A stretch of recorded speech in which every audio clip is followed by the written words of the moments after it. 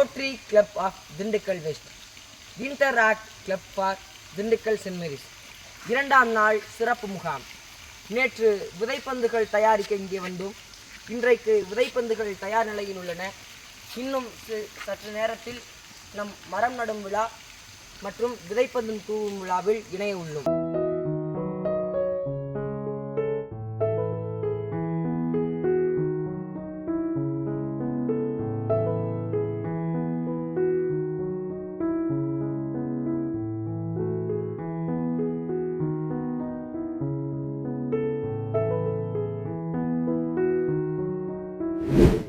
Sir சொன்னார் இந்த camp நல்லா இம்ப்ரூவ் ஆகும், சர்டிஃபிகேட் கிடைக்கும்னு சொன்னார். அதுக்கப்புறம் இந்த கேம்ப் அதுக்கப்புறம் இந்த காலையில் சார் சொன்னது, இந்த விவசாயம் பற்றி, அப்புறம் இந்த விதைப்பந்து செஞ்சது, இது எல்லாமே எனக்கு ரொம்ப பிடிச்சிருந்துச்சு.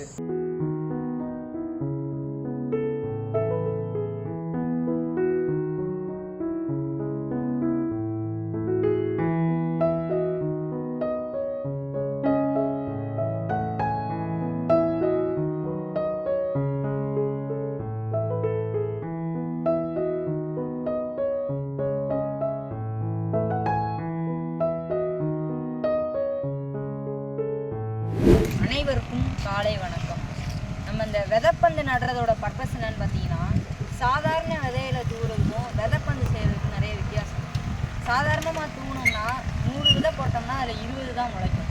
மற்றெல்லாம் எலி கடிச்சு காலில் மிதித்து சேதமாயிடும். விதைப்பந்து போட்டோம்னா விதையிலேயே வேர் விட்டு அது ஒரு மண் ஆதாரமாக விட்டு வேர் விட்டு முளைக்க ஆரம்பிக்கும். முளை வளர்ந்து அது சேதமானாலும் மறுபடியும் முளை விட்டு வளர ஆரம்பிக்கும். இந்த விதைப்பந்து தூவுறது மூலமாக வேர் உள்ளே போய் நல்லா ஸ்ட்ராங்காக போடுறதுல 100% வந்து முளைக்கும். மரங்கள் பட்டு போச்சுன்னு சொன்னால் அதுக்கு பதிலாக மரங்கள் நடணும். நம்ம அந்த காடுகளை, அந்த கோயில் காடுகளை அழிய விடாமல் பாதுகாக்கணும். அங்கே இருக்கிற சில குறிப்பிட்ட வகை மரங்கள் வந்து சில நேரங்களில் இல்லாமையே போயிடும். சரியா? சில நேரங்களில் இல்லாமே போயிடும். அந்த மாதிரி மரங்களை தேடி கண்டுபிடிச்சி அந்த இடத்துல திரும்ப கொண்டு வந்து நட்டு அதை பாதுகாக்க வேண்டியது நம்ம பொறுப்பு. புரியுதா? அவ்வளோதான். திண்டுக்கல் மேற்கு ரோட்டரி சங்கம் மற்றும் interact club of saint Mary's higher secondary school இணைந்து இந்த ஒரு அருமையான சுற்றுச்சூழலுக்கு உகந்த ஒரு திட்டத்தை செயல்படுத்தி வருகின்றோம். 2 நாள் முகாமிட்டு நேற்று மாணவர்கள் அனைவரும் 30 மாணவர்கள் வருகை வந்து விதைப்பந்துகள் தயாரித்தோம். இன்று விதைப்பந்துகள் தயாராக உள்ளன. அவற்றை இன்று விதைக்க உள்ளோம். மாணவர்கள் விதைப்பந்துகளின் நன்மைகள் என்ன, சுற்றுச்சூழலுக்கு நமது பங்களிப்பு என்ன என்பதை பற்றி மிக தெளிவாக நமது நண்பர் காதரவர் இயற்கை விவசாயி காதரவர்கள் சிறப்பாக வகுப்பெடுத்து மாணவர்கள் அதை புரியும்படியாக மனதில் நிறுத்தி நேற்று மாலை நடந்த கேம்ப் ஃபயரில் அவருடைய கருத்துக்களை மிக தெளிவாக மாணவர்களும் புரிந்து கொண்டு பயிர்ந்து கொண்டார்கள். எனவே சுற்றுச்சூழலை எவ்வாறு பாதுகாப்பது என்பதற்கு இந்த முகாம் மிகவும் நல்லபடியாக உள்ளது.